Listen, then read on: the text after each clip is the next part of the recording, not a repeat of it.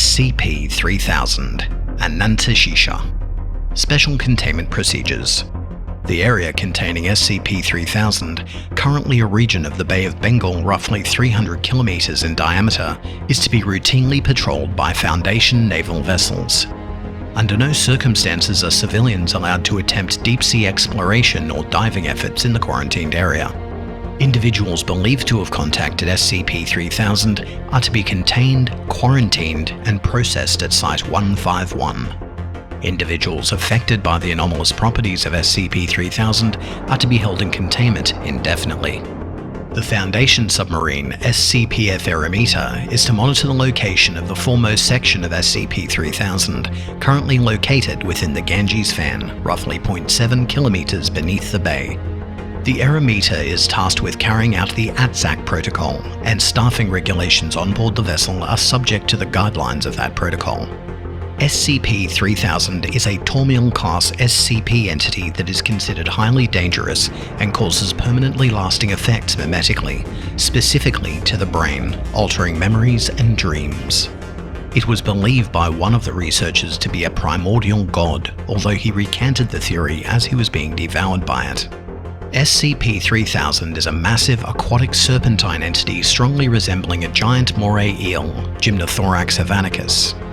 The full length of SCP-3000 is impossible to determine, but is hypothesized to be between 600 and 900 kilometers.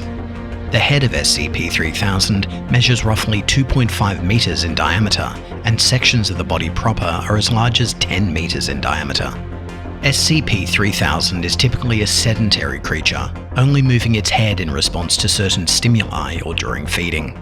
The majority of its body is located in and around the Ganges fan and rarely moves at all. SCP-3000 is carnivorous and despite its sedentary nature is capable of moving quickly to dispatch prey. Despite its size, it is hypothesized that SCP-3000 does not require sustenance to maintain biological functions. While SCP-3000 excretes a thin layer of a viscous, dark grey substance classified as Y909 through its skin as it consumes prey, the end result of its digestive processes is currently unknown. All that is known at the moment is that there is nothing reparable about the damage that is done by SCP-3000, and even being within nigh proximity to it causes one to lose all memories. There is currently no known cure for exposure to SCP-3000. As such, affected individuals should be contained and quarantined for further evaluation. Individuals stationed aboard the SCP-Foundation are not permitted to leave the vessel except for the purposes of carrying out the necessary procedures of the ATSAC protocol. Individuals who leave the vessel without proper authorization are to be considered lost.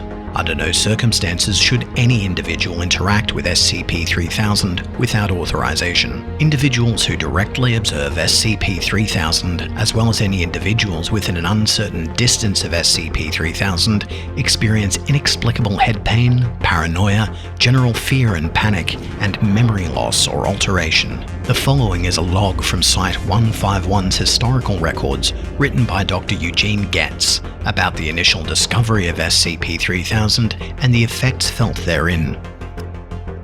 The unease was felt throughout the entire crew as we descended on that first night. Whether this was due to our uncertainty at what we would discover or something more sinister, I could not speculate. As we continued to descend, Williams began sweating profusely. When asked about it, he would not respond, saying that he thought he was missing something he could not deduce.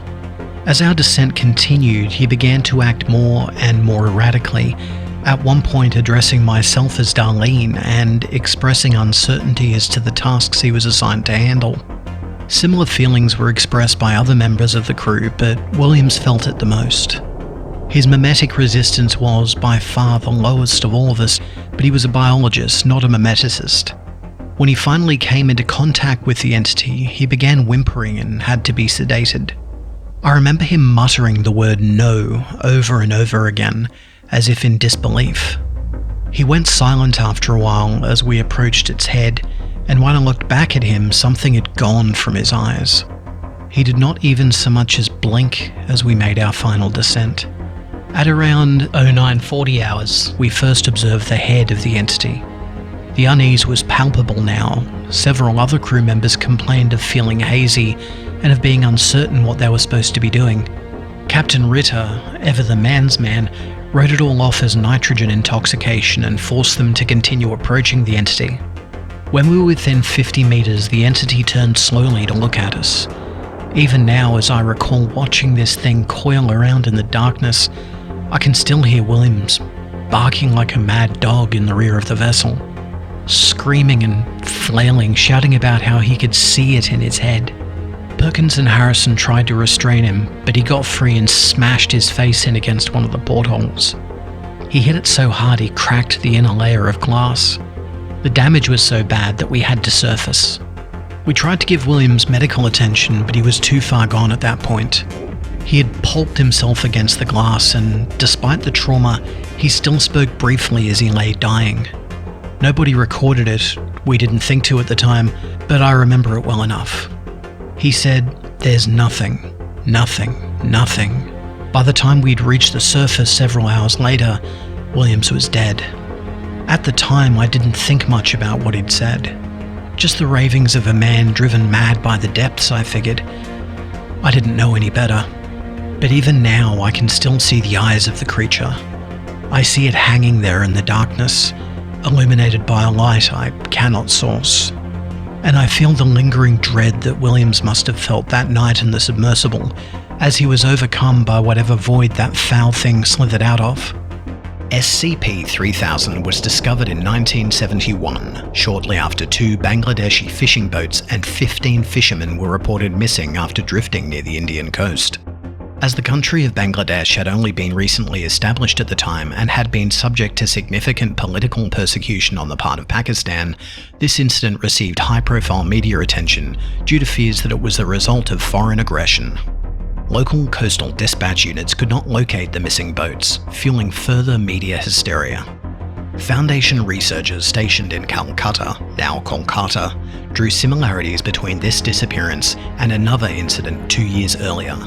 A thorough search aided by Marriott Pashla counters revealed the location of the 2 boats, as well as an unknown, previously undiscovered mass deep below the surface of the Bay of Bengal. Further investigation by Foundation divers discovered the existence of SCP-3000. The area was quickly secured and current containment procedures were put in place in April of 1972. The ATSAC protocol was adapted in October of 1998.